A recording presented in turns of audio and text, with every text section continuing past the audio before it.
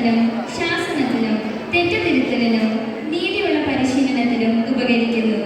ഇതുവഴി ദൈവഭക്തനായ മനുഷ്യൻ പൂർണ്ണത കൈവരിക്കുകയും എല്ലാ നല്ല പ്രവൃത്തികൾ ചെയ്യുന്നതിന് പര്യാപ്തനാവുകയും ചെയ്യുന്നു.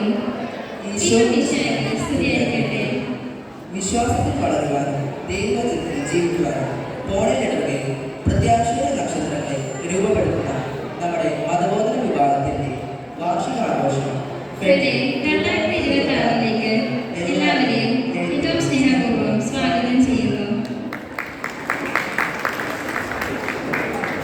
എന്നിൽ നിലകൊള്ളുവിൻ, ഞാൻ നിങ്ങളിൽ നിലകൊള്ളും എന്ന കർത്താവിന്റെ വചനത്തിൽ ഉറച്ചു നിന്നുകൊണ്ട് വിശ്വാസത്തിന്റെ വെളിച്ചത്തിൽ നാളെയുടെ പ്രത്യാശയുടെ നക്ഷത്രങ്ങളായി ഞങ്ങളെ വളർത്തുന്ന ഞങ്ങളുടെ മതബോധന വിഭാഗത്തിന്റെ ഈ അനുഗ്രഹീത യാത്രയെ ഈ ദിനത്തിൽ നന്ദിയോടെ ഓർക്കാം.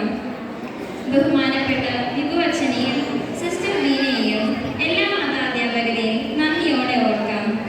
അവരുടെ നിസ്വാർത്ഥമായ സേവനങ്ങൾ ജീവിത വഴിത്താരെ കടലായി മാറട്ടെ എന്ന് നമുക്ക് ആത്മാർത്ഥമായി തമ്പുരാനോട് പ്രാർത്ഥിക്കാം.